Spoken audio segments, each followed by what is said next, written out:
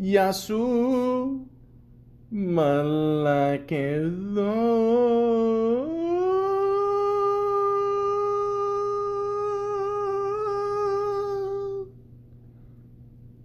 Welcome to the Malaka podcast. Drew Barrymore. Ladies and gentlemen, in many ways, Drew Barrymore is America's sweetheart.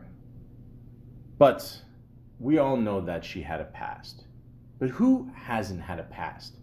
Who are we to judge a person by their past? So what? She started off young in this business. She went through all her shit. And then she recovered. Not a lot of people can say that. And if you don't mind me saying so, I think she's beautiful. Inside and out. She seems like a pretty cool person. And if you don't mind, also, I'd like to talk about her today. With the help of Wikipedia, the free encyclopedia, it allows me to do so. So, let's get this started. Because, why not? Drew wait, what? Hold on. Sorry guys, she's got a middle name here. I don't know how to pronounce this. Blithy. Blithy? Is that it? Blythe. Blithy.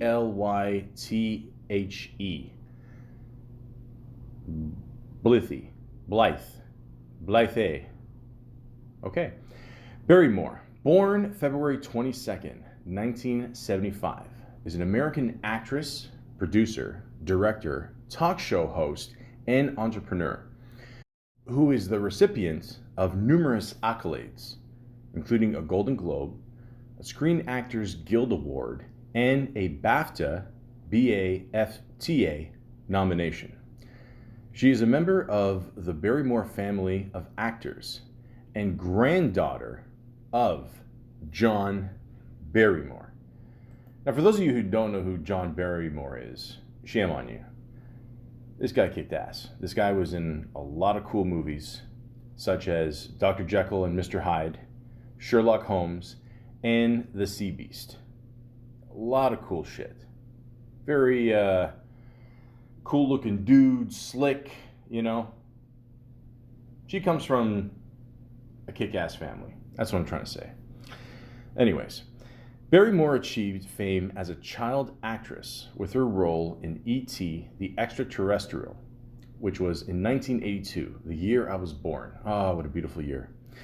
Following a highly publicized childhood marked by drug and alcohol abuse, she released an autobiography, Little Girl Lost, in 1991.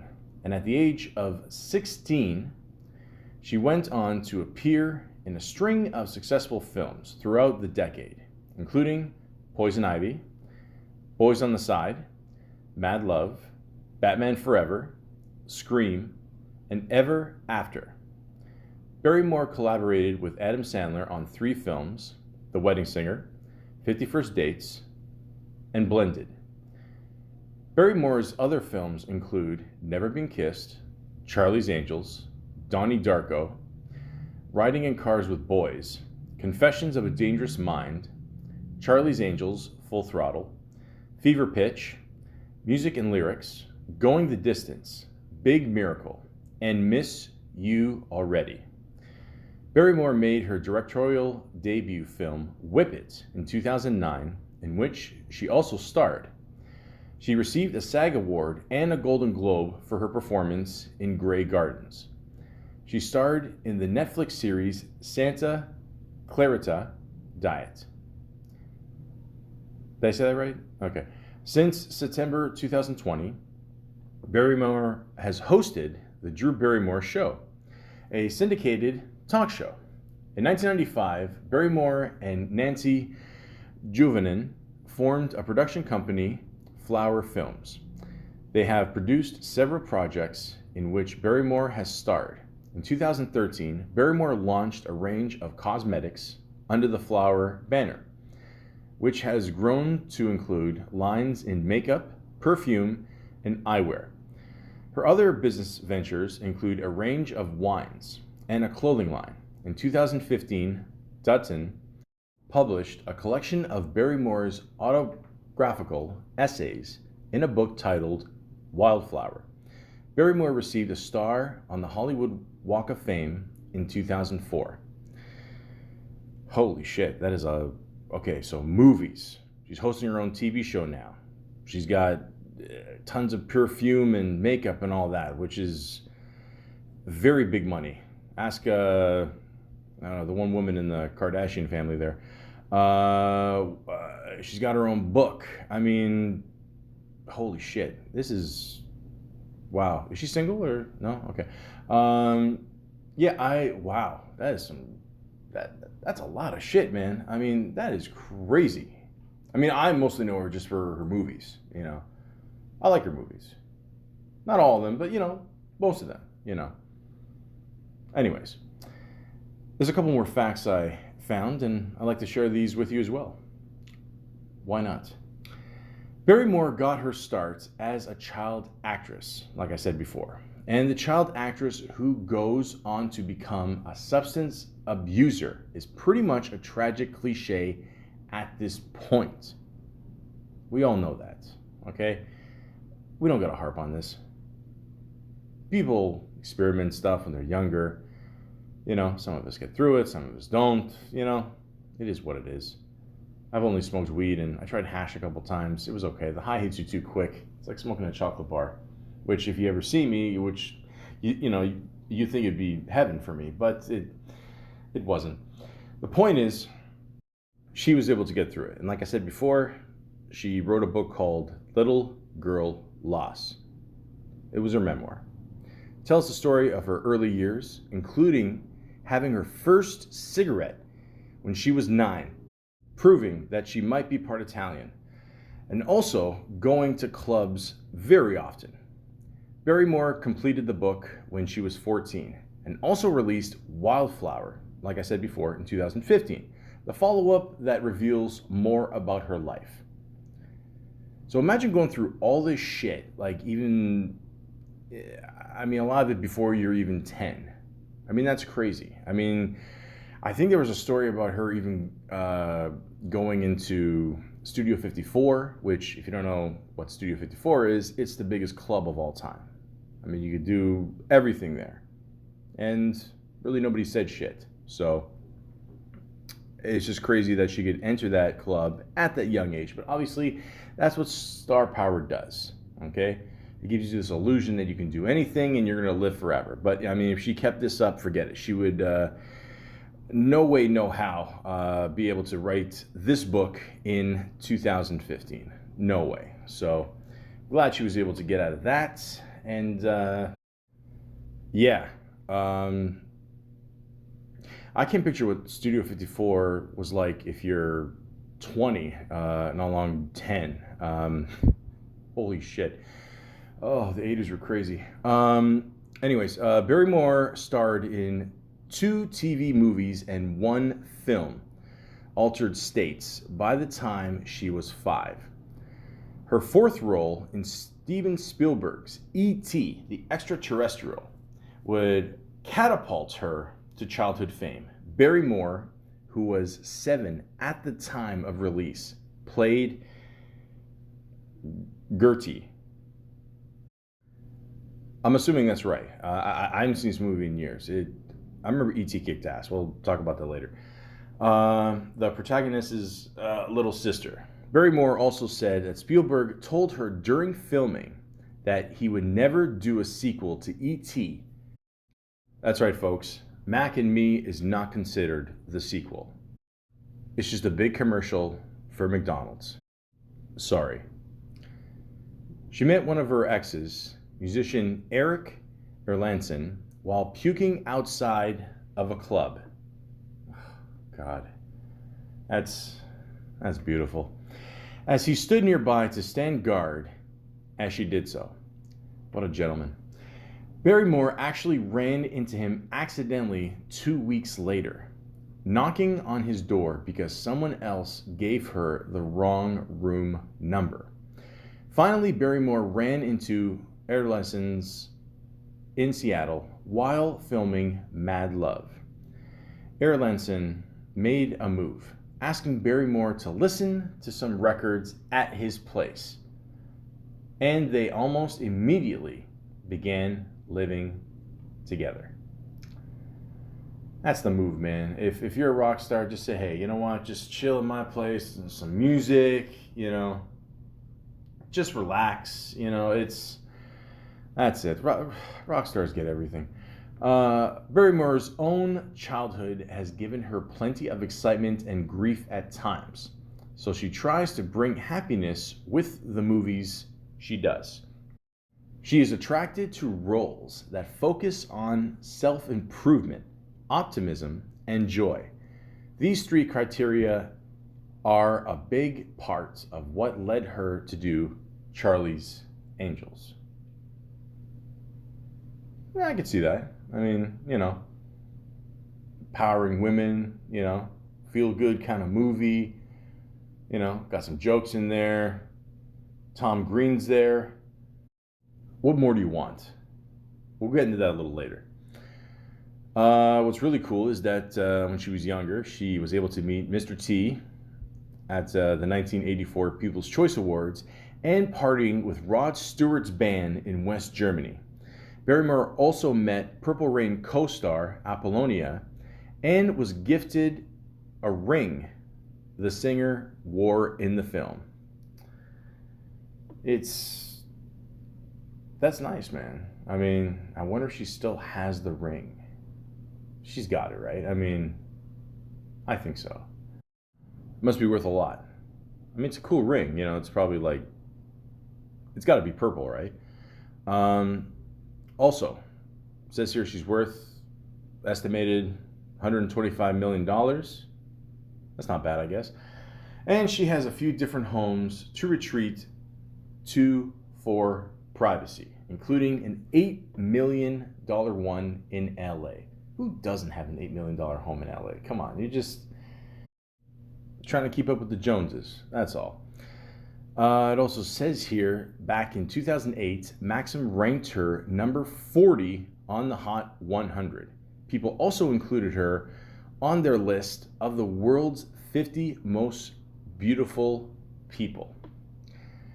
I always felt with Drew Barrymore, she had both. I think some women have the power to look cute, kind of a girl next door look, and then, another moment they can look really hot. So, she's got good genes, man. That's all I can say. And America loves their blondes, so that helps too. After her unconventional upbringing, Barrymore aimed to raise her own children traditionally, which got off to a good start with her marriage to Will Kopelman and the birth of their two children. However, the couple split after 3 years of marriage. While having to leave Kopelman was disappointing, Barrymore says they are still on good terms, realizing that her children will internalize the treatment they see their parents giving to one another. More than anything, Barrymore wants her kids to feel safe and know I've got them.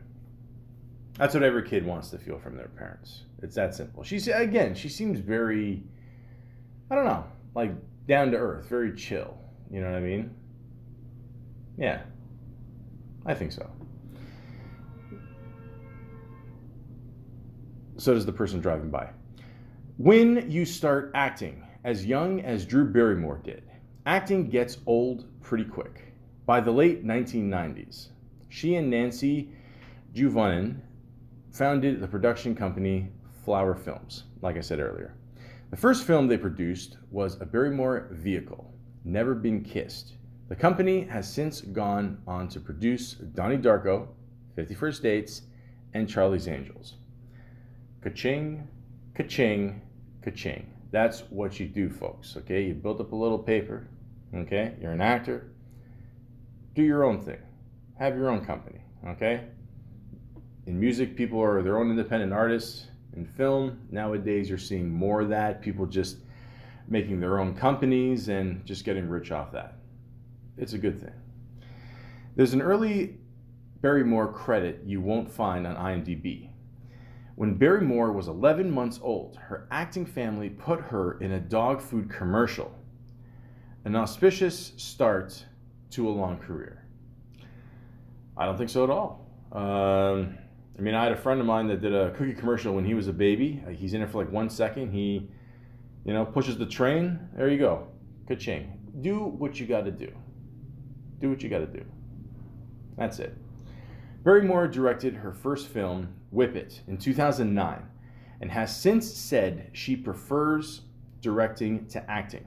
Barrymore finds more satisfaction in getting control of how things turn out as opposed to doing her relatively small part as an actor and hoping that everything behind the scenes works out.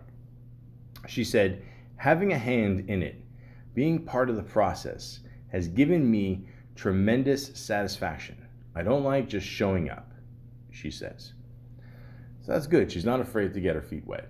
That's awesome. Okay, she wants, her vehicle to push off. When you're part of your own company, of course, you want to see, you want to have as much control of it as you can, obviously, because it's your company, and you just want to see it do well. So, it's not like she's just like, here you go, do what you can, I'll make some money on the side. She really wants to be part of her projects. So that's awesome. Barrymore may not be high on IMDb's star meter, but she can still be considered a household name. However, we likely won't see Barrymore on screen as much as we did back in the 1990s. Barrymore's family and other business duties, such as producing, restrict her time, and she has admitted she now has little time or inclination for demanding roles. She's pretty much proven herself as an actress. I mean, unless she really wants to do it, she doesn't have to. She's got her own company. It's pretty obvious she loves to be behind the camera. So, you know what? If it ain't broken, don't fix it. Family Guy's Brian goes through girlfriends like most people go through socks. But one of the standouts is probably Jillian, the attractive blonde with a heart of gold, and not much going on upstairs. Now, a lot of people always forget that she was in Family Guy, and she's been in a bunch of episodes. It's always funny, Brian's doing his best, whatever, and then he ends up losing her, and then he knows he fucked up, he knows. But Brian always fucks up. I mean, he always, I don't know, he acts like he's better than he really is, and I don't know, it's just a cartoon. Anyways, Barrymore has no problem admitting that only one of her roles led her to truly test herself as an actress. Her role as Edith Bouvier, Billy, in Grey Gardens. That's easier to say. Grey Gardens. Okay.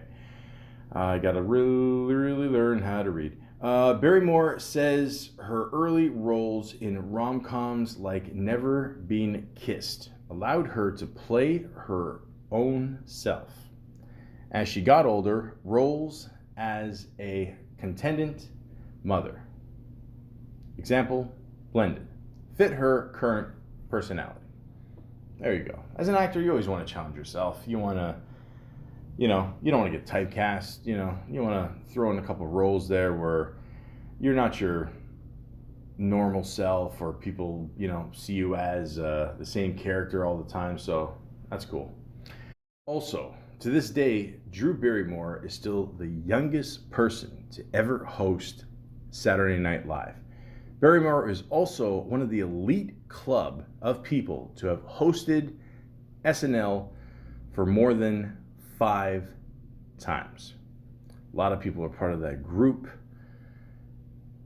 They just love it.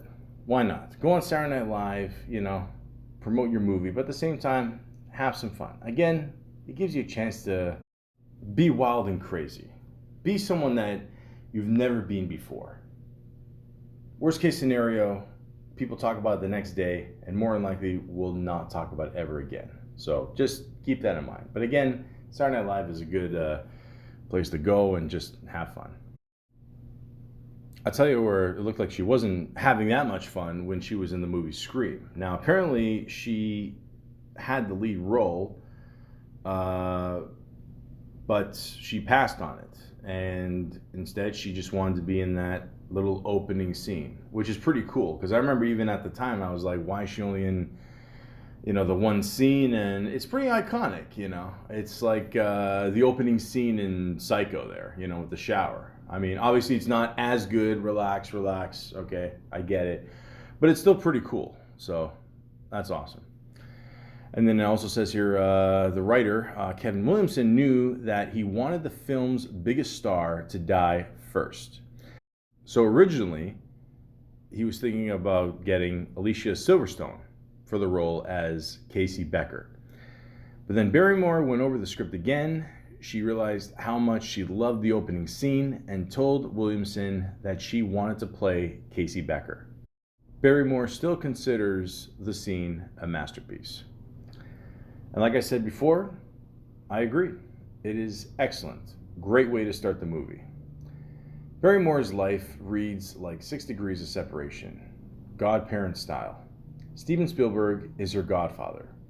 And Courtney Love and Drew Barrymore were close friends before Courtney and husband Kurt Cobain welcomed their daughter to the world. So Barrymore is now the godmother to Frances Bean Cobain. And get this, Cameron Diaz is also the godmother to Barrymore's daughter, Frankie. I didn't know any of these. That's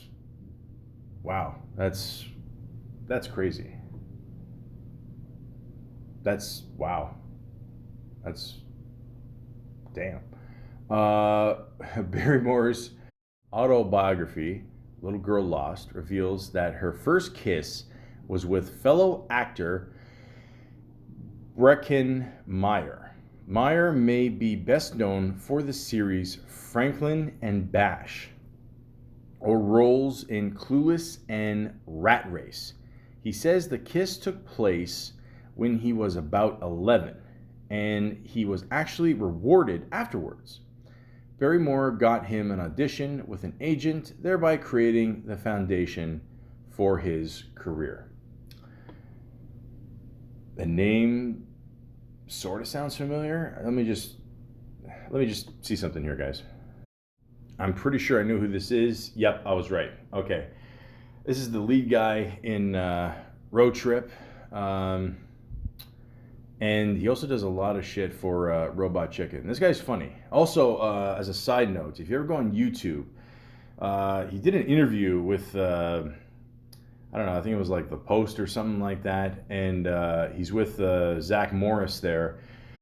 And I guess they were talking about the back in the days with Saved by the Bell there. And they were talking about Screech. Rest in peace, man.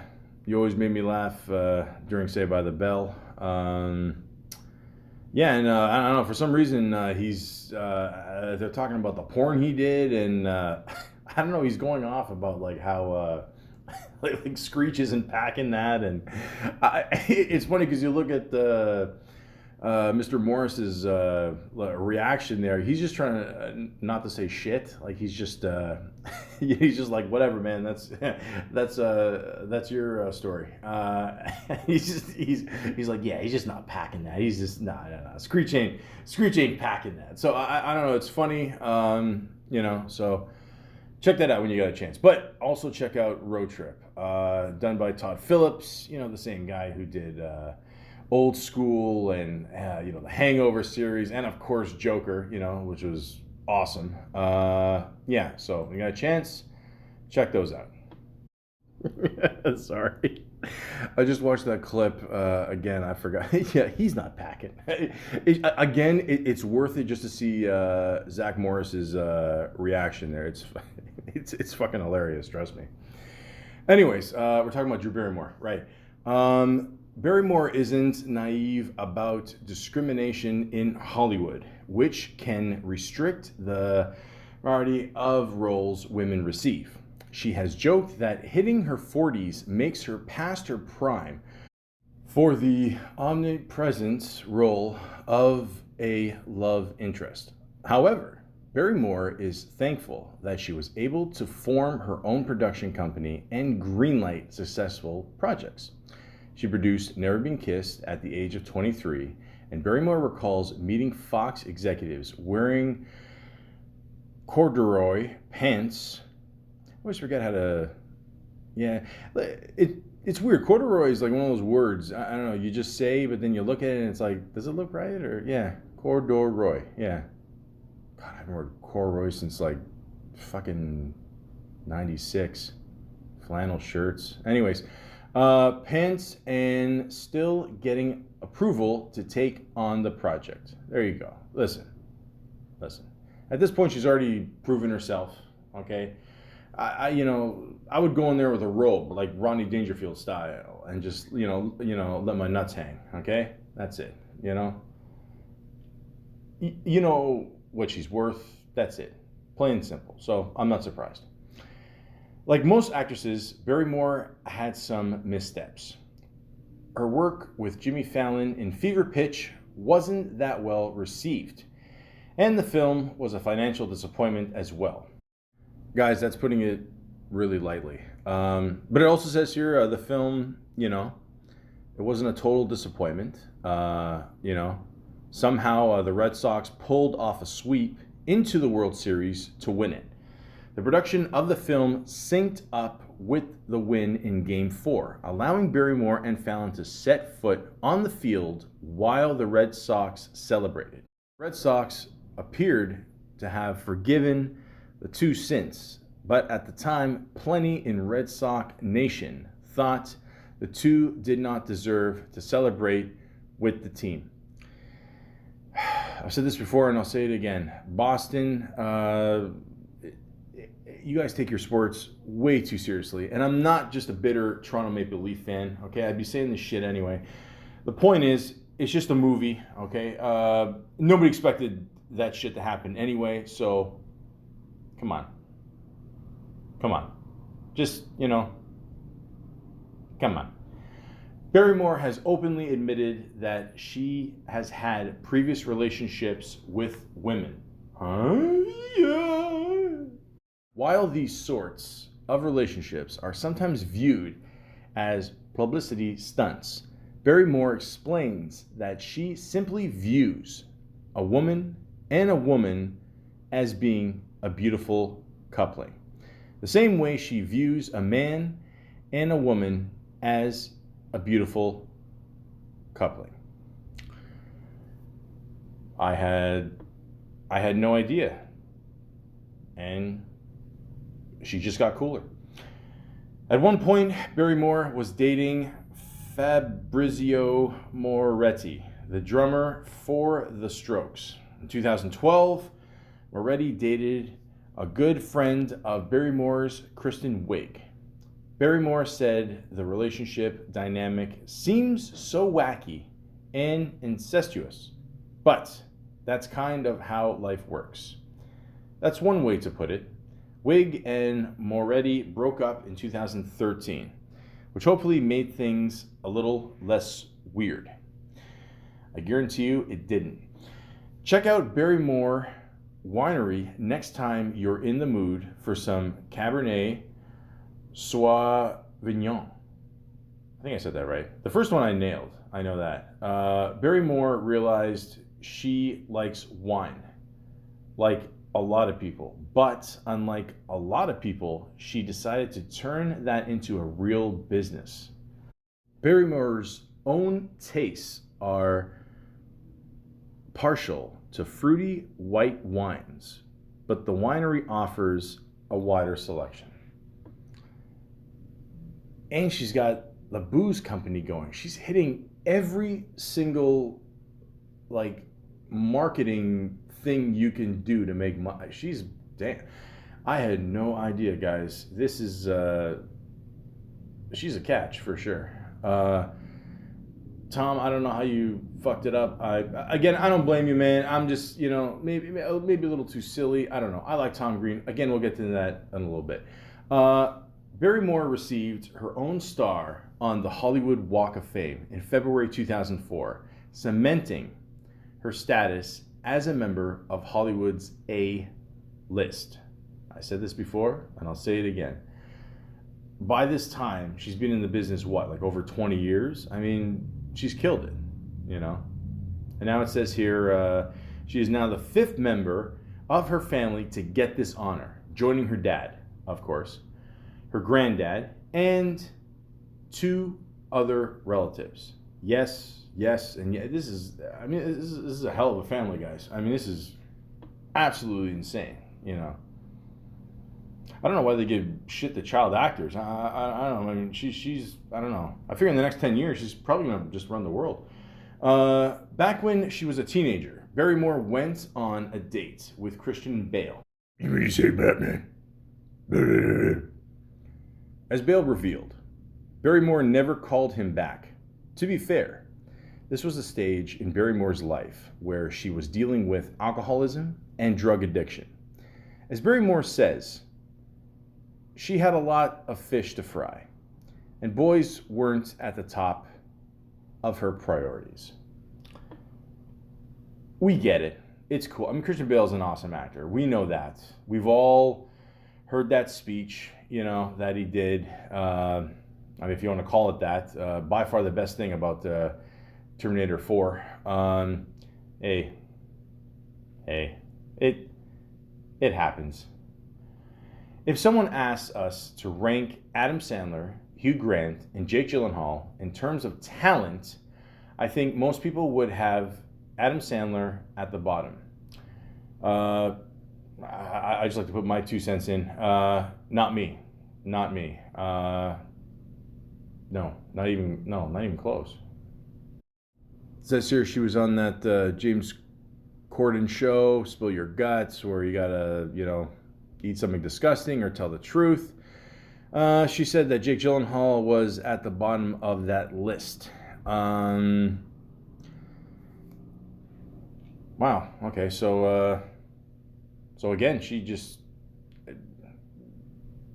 she's awesome.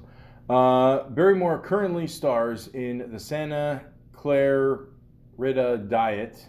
I mean, don't get me wrong, guys. Nightcrawler was a good movie, but I don't know. I'll talk about that in, you know. I mean, I don't hate him as much as Shia LaBeouf,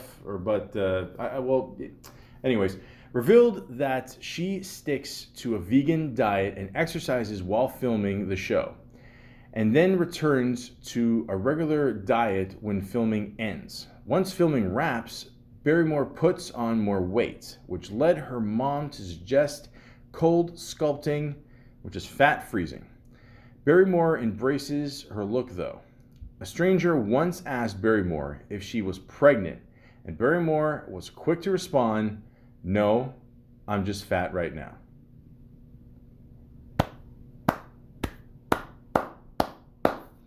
Listen, I'm not just saying this because I'm a bigger guy. A little extra weight, even a lot of extra weight, it doesn't matter. It doesn't matter. When she flashed David Letterman, we all remember that. I mean, she was really skinny, you know? I mean, everything was skinny. Her, the hair, like everything, you know?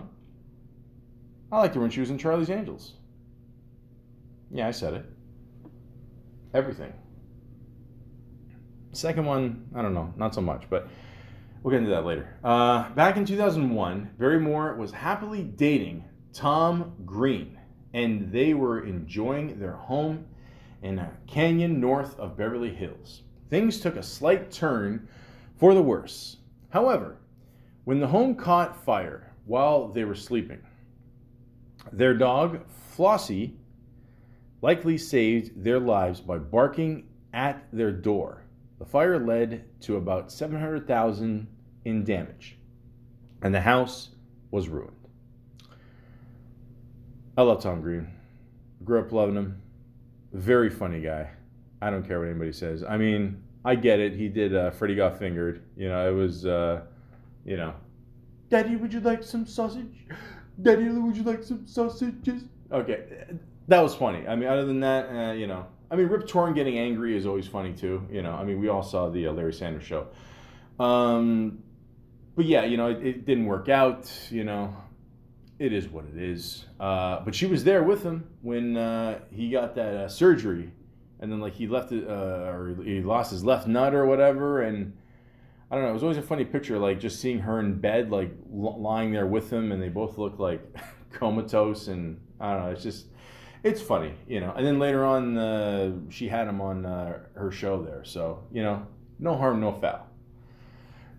Due to her staying in a mental institution at the age of 13, you might have been able to guess that Barrymore didn't finish high school. Holy shit! Even I didn't know this. Wow, that's crazy. Yeah, I think you have a lot more, better things on your mind than school and Jake Gyllenhaal's acting. Then, yeah, damn. The film adaptation of Stephen King's Firestarter isn't as popular as it, but Barrymore remembers it well due to her role as Charlie McGee. For any Stranger Things fans, you might find some similarities in the plot about a girl with powers on the run from a clandestine branch of the government. I've never seen the movie, so I wouldn't know. Sounds cool though. Punk band Eden Park released a vinyl titled Journey to the Center of the Skull Mountain back in 2002. This vinyl includes a track called Barry Loves Drew Barrymore. The band hasn't gone on to become a big name since, but that doesn't change the fact that the band made a song about her. That is one way to try to get a date with Drew Barrymore. There's another way. We're going to talk about that in a bit. But yeah, I never heard of this group, never heard of the song. I'm sorry. Barrymore got introduced to the paranormal and sci-fi early, reading Stephen King's Firestarter at age 5 and appearing in 2 King adaptations. She was also almost the kid in Poltergeist. Drew's here. Barrymore posed nude for Playboy when she was only 19 years old. In response, Godfather Steven Spielberg sent her a quilt as a gift with the notes, "Cover yourself up." Boo! By the time she reached adulthood, Barrymore already had a long career as a child actress, which is why she received a Child Star Lifetime Achievement Award in 1999. Also, Barrymore's mother, Jade, J-A-I-D, I think I said that right, was born in a displaced people's camp for Hungarian World War II refugees. Barrymore believes her mother's background as someone living in an unregulated environment led to her mom's style of parenting. Barrymore got her start partying and drinking with her mother and her mother's friends 5 times a week. Holy shit. Whew, Morona. Barrymore's early problems with alcoholism and drugs led to a suicide attempt when she was only 13, but the actress was found and taken to the hospital. Afterwards, her mother sent her to a mental institution, where she stayed for a year and a half. Drew says there was no warning of the institutionalization, but she realizes that she likely would have run away if her mother warned her it was coming. Once Drew was released at age 14, she emancipated herself from her mom, legally becoming an adult. Despite this, Barrymore thinks fondly of her mom, even though the two don't speak that often. Barrymore's past provides some convenient fodder for getting genuine emotion. As director Wes Craven found out during Scream, Barrymore shared some of her secrets with Craven so that he could make her cry easily during the week-long shoot of her scene in Scream. Following her suicide attempt and subsequent stay at a mental hospital, Barrymore lived with rock star David Crosby. Crosby and his wife, Jan, had their own experiences with alcohol and drug excess. No shit. And tried to help ease Barrymore onto the wagon. Crosby also believed Barrymore would break the chain of alcoholism in the family, which saw its most recent victim in Barrymore's father. Barrymore hasn't talked much about this experience that much, but did say she would be more fucked up if it wasn't for people like David and Jan and Steven Spielberg. Well, guys, you gotta have that support system. If you don't, then who knows? Barrymore's birth name is Drew. I gotta say this again, guys. Blythe. Barrymore. There you go. However, at least at one point, she actually didn't like to be called Drew. Maybe because it's an holdover from her dad's middle name. As Barrymore put it in an interview with Rolling Stone in 1995, no one who cared about her called her Drew. Her preferred names, at least back then, were Dee or Daisy. Dukes. No, I'm just kidding. Barrymore came from a family of actors stretching back to the 1800s. Drew's grandfather, John Barrymore, still kicks ass. And her dad, John Drew Barrymore, also kicks ass. Were actors in their own right. John Barrymore was a Shakespearean actor who had drank himself to death at 60. Drew's father, John Drew Barrymore, starred in movies such as Sundowners and While the City Sleeps, experiencing his own run-ins with alcohol, drugs, and physical abuse. He passed away in 2004. Despite John's status as an estranged father, Drew still referred to him as Cool Cat in a statement released by her publicist upon his death. It's sad to hear that a lot of that runs in the family. I mean, a lot of it's just genetics, guys. I mean, we do our best to try to, not take in all the bad stuff that's, inherited to us, but it just happens, you know what I mean? And there's only so much you can do. Despite childhood success, Barrymore's substance abuse issues and emancipation from her mother led to a period where she struggled financially. She ended up working at a coffee shop where the owner told her she was a bad employee. Shortly after, Barrymore landed a role in Poison Ivy. The film didn't set the world ablaze, but it helped nab other roles for the adult Barrymore. And the rest is history.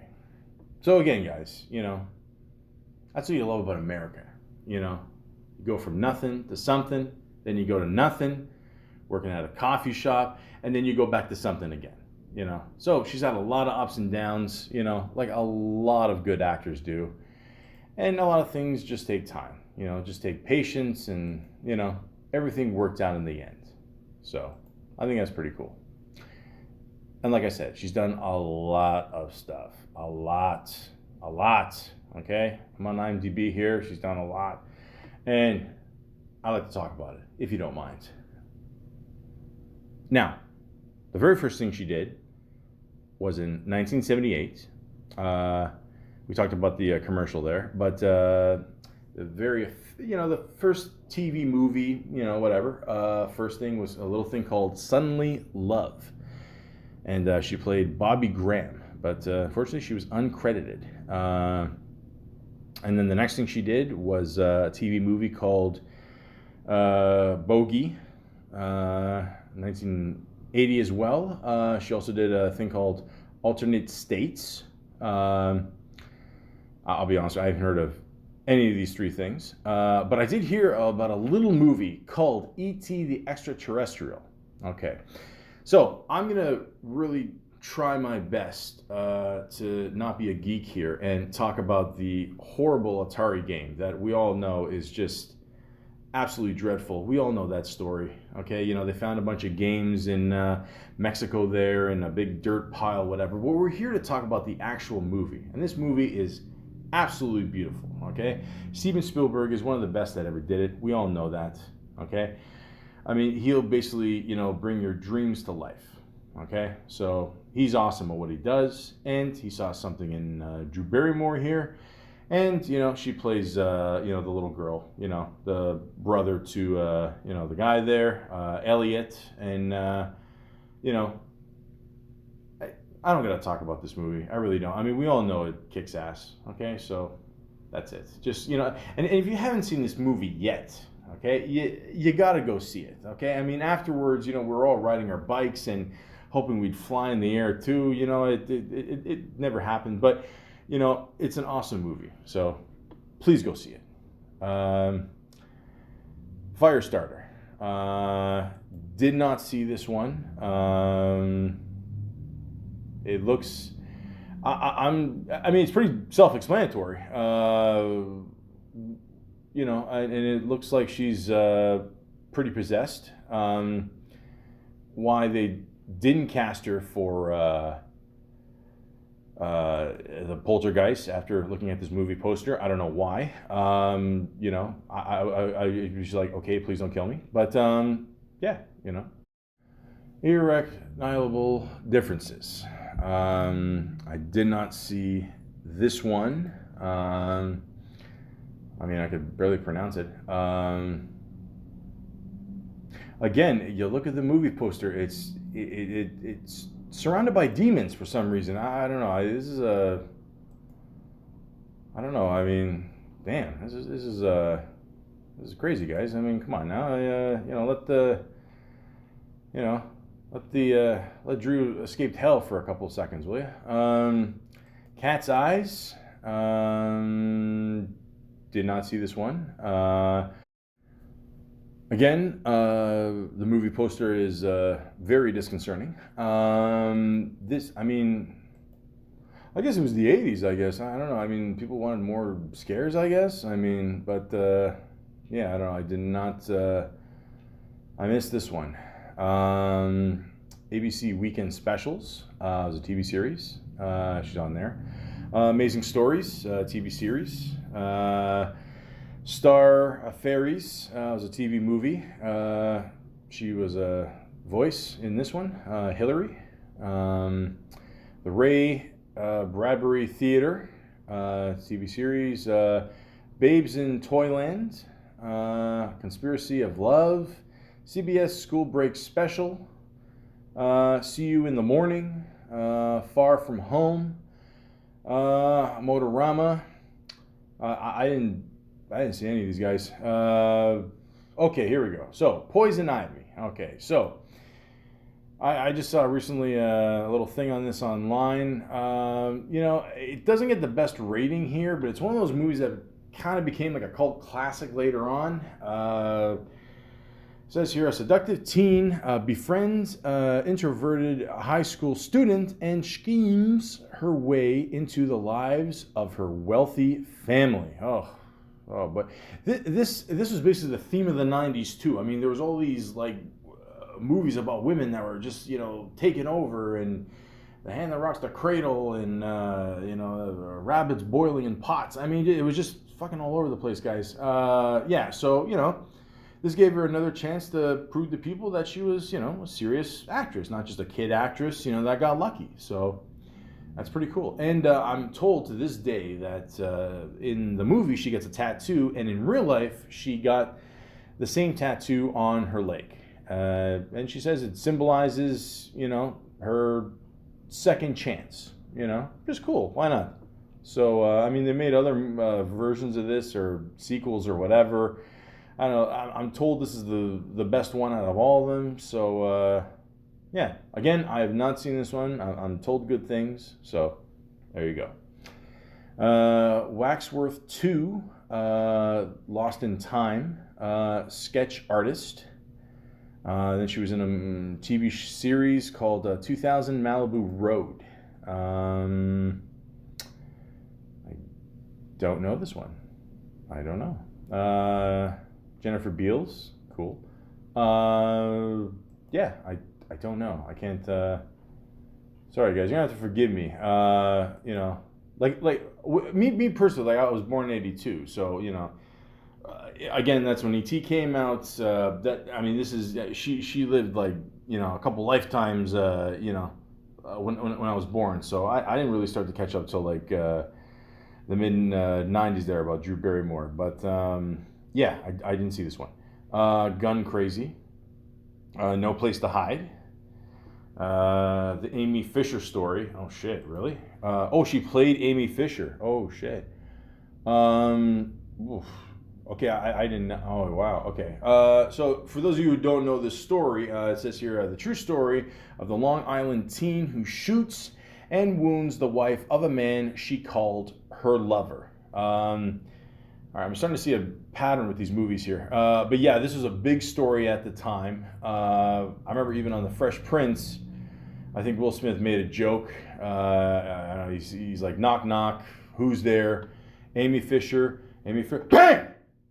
So it's kind of a dark joke for you know an NBC comedy, but anyways, yeah, this was a big deal at the time. So yeah, and of course back then in the '90s it was nothing but TV movies. Forget it. I mean, you know, it was to the highest bidder. So I didn't see it. Sorry. Doppelganger, Wayne's World 2. She was in Wayne's World 2, really? Who was she in Wayne's World 2? Hold on. Wayne's World 2. I don't remember her in Wayne's World 2. It doesn't even. Where is she? She's not even in the main people here. Really? Huh. I don't remember her in the movie. You know. Wayne's World 2 is a great movie, by the way. I mean, obviously, the first one is the best one, for sure. I'm not going to even argue that with anybody. But, yeah, I don't remember. She played B. Jurgen K. Jurgen. There's a name. Okay. The Roots of Roe. Bad Girls. Inside the Gold Mine. Boys on the Side. I was told this is a very good movie. I never saw it. I'm pretty sure it's. I actually no, you know, I sort of remember this movie, but I only remember because like the trailer, like it had that song that was in pretty much every trailer in the '90s. You know. Any day, every possible way. Yeah, you know that song. I don't know. I think it's a Cranberry song. So yeah. I heard she passed away. The lead singer, rest in peace. Mad Love. Sort of sounds familiar. I might have.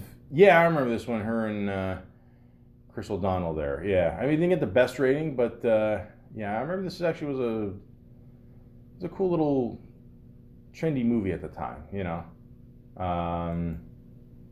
Yeah.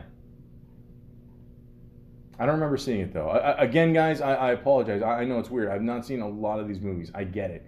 I'm probably gonna get some shit for this in the future. But yeah. Maybe I did see it. I don't know. The '90s. You know, it's. I don't know. A little hazy for me. I don't know. It was the flannel shirts. I don't know. It's just you know. Batman Forever. Okay, now it was funny seeing her in Batman Forever. So she played one of Two-Face's girlfriends. So, you know, like the good one, I guess, called Sugar. Which, literally until this second, I did not know her name in the movie was called Sugar. She barely says anything. Like, the only scene I remember her... Well, no, I guess she had a couple scenes where she talked. But, I mean, for the most part, she was like a mute. I don't know. I gotta be honest, man. She looked really good in this movie. I mean, I don't know if it was the whole good girl thing or wearing the white, but yeah, it was. Yeah, she was Yeah, she was cool in this, man. Yeah, absolutely. Everyone Says I Love You. I remember this one. That's okay. It's a Woody Allen movie. I don't know. Woody Allen's made a lot of movies, man. Yeah. We know all the jokes. Yeah, I did not see this one either. Huh. Scream. Okay, there you go. So, again, we already talked about this kick-ass scene in the beginning. Yeah, this is definitely one of her most memorable roles. I mean, she's barely in it. I mean, she's in it for what, the first 5 minutes, whatever, but it's a strong 5 minutes, man. I mean, and this movie was huge when it came out. Huge. I was not really a fan of the other ones that came out. I think they made like 4 of them or something. I don't know. I mean, for the most part, when you see like, movies that are, I mean, I'd consider this one more like a slasher, whatever. Usually, I mean, the first one's always the best, So, yeah, I mean, she absolutely killed it. Pardon the pun. But, yeah, she was awesome in this one. Just, you're sitting there, you're just trying to enjoy a simple night, and some killer calls you and fucks with you and just, screws up your night. And, you're like, dude, I just want to relax. I don't want to die tonight. And, but like I said, excellent movie. Excellent movie. And she was absolutely great in it. Best man. Dean Cain's in it. I don't want to make the obvious joke here, guys. I like Dean Cain. Yeah, he was a good Superman for the TV thing there, whatever. Any dicks in this? I didn't even heard of this one. I gotta be honest. Wishful Thinking. Never heard of this one either. Here we go. The Wedding Singer came out in 1998, but it's based on the lifetimes during 1985. So I've said this before in my Adam Sandler podcast, who I absolutely love. This is an excellent movie. This might be overall one of Sandler's best movies. They have great chemistry together, him and Drew Barrymore. Excellent. I mean, she looked great in this as well. Funny.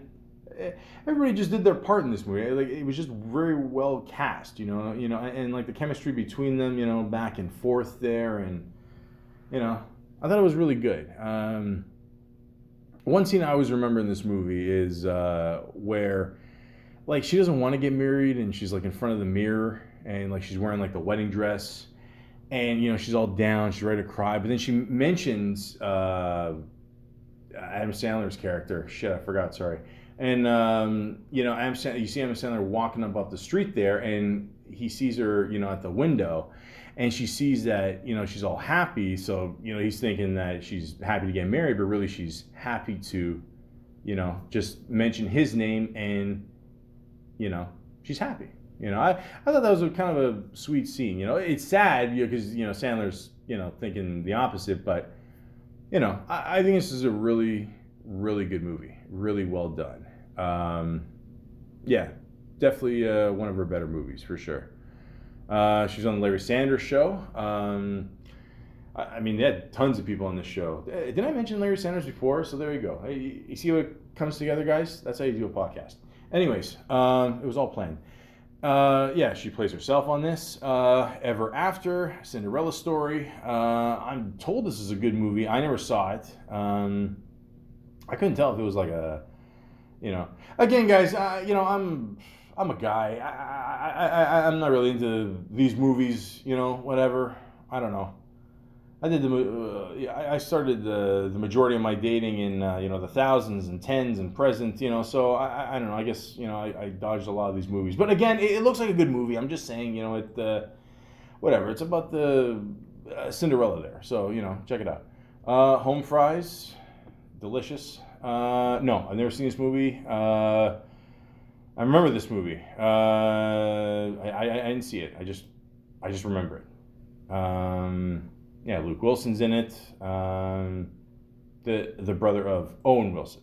Okay, so yeah. Never Been Kissed. I do remember this movie too. I didn't see it. It's always funny how I remember all these movies and yet I've never seen any of these. I was told it was a good movie. Didn't get the best rating here, but I don't know. Word of mouth, guys. I don't know. I mean, just because a rating is bad, it doesn't mean that the movie's bad. I mean, I don't know. Olive, the other reindeer. She played the voice of Olive. Said it before and I'll say it again. You do voiceovers, easiest pay you'll get. Skipped parts. Titan A.E.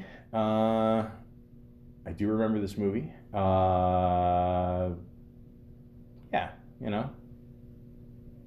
it's all right.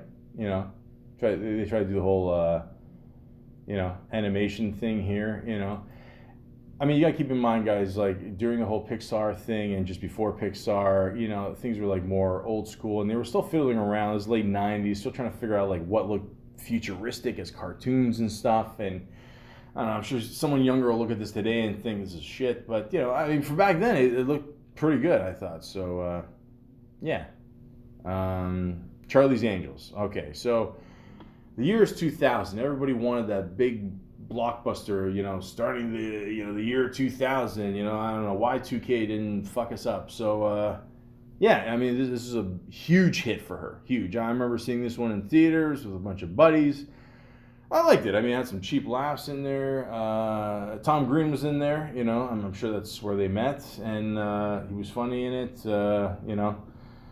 Cameron Diaz, Lucy Liu. I believe Bill Murray was in this too. Yeah, he was. That's what I thought. Sam Rockwell was in this too. That's right. Tim Curry was in this. Matt LeBlanc, L. Cool J, Luke Wilson again. Alex Trebek was in this too. Really? No shit. Yeah, man. I mean, this is a huge, huge movie. Done by McG, the same guy who did the OC. And yeah, the budget was what, 93 million, and it made 264 million worldwide. Ka-ching. Yes, very successful. Like I said, good little movie. She was great in it. She looked great in it. She kicked ass in it, And yeah, there we go. She was on The Simpsons, of course. Who isn't? And obviously, like I said before, she was behind Donnie Darko there. I'm not gonna lie to you guys. Again, I like Donnie Darko. It was. I don't know. This movie has a strong cult following. Okay, it's almost like if someone goes out there and says Eminem sucks. Okay, you're gonna hear some shit for it. So all I'm gonna say is this: it's a good movie. Okay, Jake Gyllenhaal. I mean, he does his best. I think he was better than Nightcrawler. That's just me. I'm trying. I think she was like one of the teachers or something, and I don't know. Believe it or not, Seth Rogen was in this movie too. I don't know. It was just, yeah. It was, yeah. There you go. Unfortunately, she was in Freddy Got Fingered. Yeah, Davison's receptionist. Yeah, that's right. She showed up for a couple seconds. Helping the boyfriend out, Tom Green. Again, yeah, I don't know. We all got fingered after that one. Riding in Cars with Boys. I didn't see that one. Confessions of a Dangerous Mind. This movie kicks ass. Sam Rockwell kicks ass. I think she was like the boyfriend in it. I haven't seen this movie in a long time. All I'm going to say is this. This movie is awesome. Okay, I can't believe it only has a 7 out of 10 rating. I'd give it a little bit more. It's really good. So just trust your boy on this one. Trust me. Obviously they got to make a sequel. Charlie's Angels Full Throttle. There you go. It wasn't as good as the first one, I felt, but it is. I mean, what sequel is better than the first one? It's hard to do. I can think of like Austin Powers, Terminator 2, Judgment Day. I don't know. It is what it is. Still, ride the train. Charlie's Angels, the video game. Obviously, again, voiceover, quick money. Duplex. Dogs. I'm trying to remember this one. Oh yeah. Yeah, this one tried to do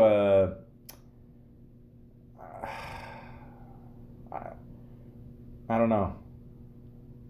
I think it was sort of copying Money Pit, maybe. I don't know.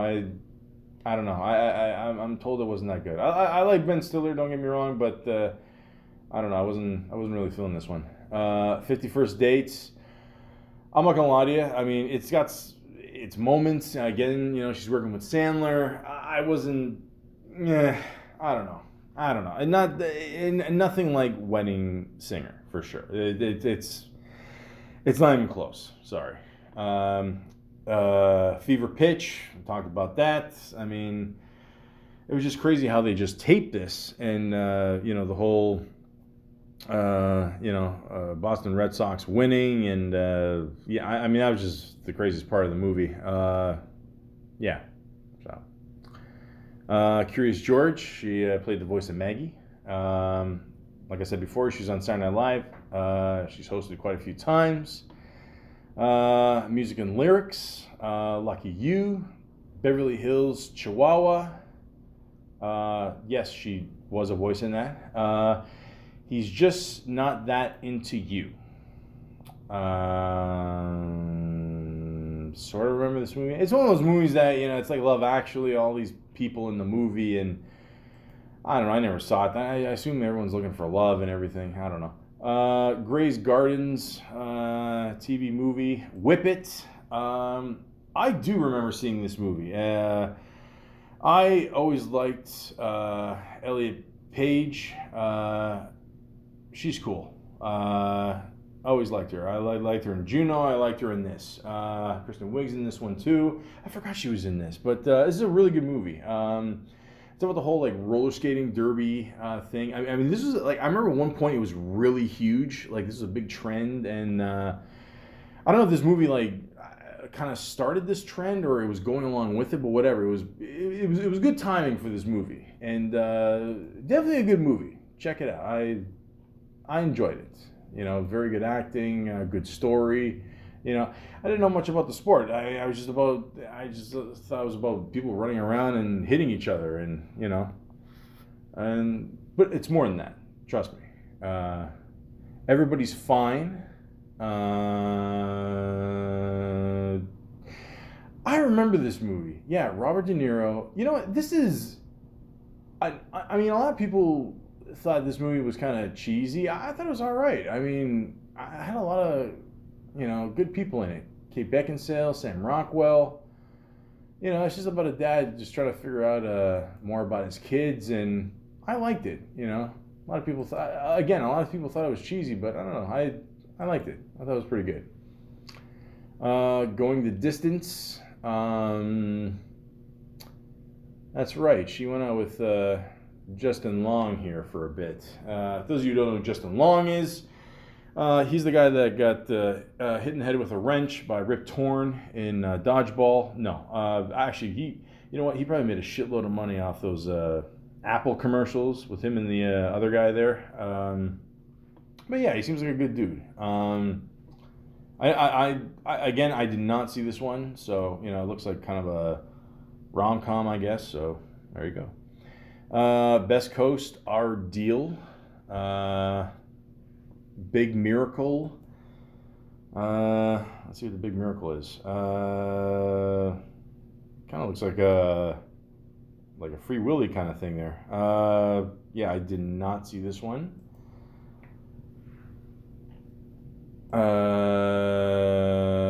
Family Guy, of course. She showed up in a bunch of episodes playing Jillian. Family Guy, Quest for Stuff. Video game, does the voice. Again, why not? Blended, the third movie she did with M. Sandler. I did not see this one. Sorry, Sandler. I didn't see it. Miss You Already. Odd Mom Out, TV series. Daily Show, showed up there. And then she did this show. Yeah, I heard about this. Yeah, it's on Netflix. Santa Clarita Diet. Sheila and Joel are married real estate agents in San Clarita, California, when Sheila dies, their lives take a dark turn. Okay, so I've never seen this. I'm told it's actually a pretty decent show. She might be a vampire. I don't know. I mean, I don't know. That's one thing I'll probably always remember about the thousands is just the whole vampire craze, I guess. But I don't know. The '90s had dinosaurs. Yeah. So it looks pretty good. It looks like it got some good actors in there. It's got that one guy. What's his name? Timothy Oliphant. Is that how you say it? Yeah. He's a cool dude. Justified. Yeah. I remember that. Yeah. I caught a couple episodes in that one. It was all right. I remember him in Go. Yeah. That was that's a trippy movie. I don't know. But anyways, actually, yeah. I saw him in the recent Fargo, the season 4 there. Yeah. He was good in that. I don't know why he kept eating carrots for some reason. I don't know. But the point is, I don't know. I'm a fat guy. I'll never understand that. But yeah. It seems like a pretty good show. Got a good rating on IMDb, 7.8. And yeah, I don't know. Check it out. I might have to check it out one day. And the last thing she's doing was in 2020, The Stand-In, where she played Paula/Candy. The Stand-In is the story of a disaffected comedy actress and her ambitiousness stand in trading places. Did not get the best rating, I'm not gonna lie, but yeah. She says she prefers to be behind the camera. You know what? If it ain't broken, again, don't fix it. So, but she's had a hell of a career. I mean, she's been acting for pretty much like 40 plus years. I mean, that is great. And to still be relevant, you know what I mean? And even now, she's got her own talk show, because I don't know. I don't think people like Ellen as much anymore. And so, I mean, that's going really well. And yeah, I mean, what more can you say? I mean, she's done it all. She's got the wine, the producer, the director, the acting, the clothing, the perfume. Did I say clothing? I'm not sure about that. I think she's pretty much done everything. Maybe not clothing. I don't know. But the point is, she's done everything. Okay, so I mean, we should all be so lucky. Okay, I mean, I didn't know a lot of this before doing this podcast, and yeah, she's a strong woman, man. That's all I'm gonna say. So to go through all this shit in her life, still be relevant, still keeps going, and she's awesome. She seems like a real sweetheart in the end. You know what I mean? And I've always said this, and I will keep on saying it. If you stay, loyal in this business, and you can have your screw ups and whatever, but just be thankful for the roles you get, and worst case scenario, you can always start over, and you can go to the top again. And that's clearly what Drew Barrymore has done. I mean, she's absolutely done a great job with her career. Okay, she partied a little too hard at age 10. I mean, that's pretty crazy, man. I mean, at 10, I mean, shit, I was playing with like my Ghostbuster toys. But yeah, so she's come a long way, man. And honestly, I'm really proud of her. So to that I say, thank you, Miss Barrymore, for all the years of awesome entertainment. And don't stop being nice. I mean, you seem like a really nice person. So, obviously if you don't want to be nice anymore, that's totally up to you. But you just seem like such a nice and cool person. So, and again, your family absolutely kicks ass. So, and I also heard she's very close to James Woods too, and he also kicks some serious ass. So, I would like to thank Miss Barrymore for all the years of entertainment. You seem like a pretty awesome person. You got great longevity in this business, and I hope it keeps up. I think it's really cool to see a woman that's so strong, but at the same time so sweet. I think that's the best way I can describe Drew Barrymore.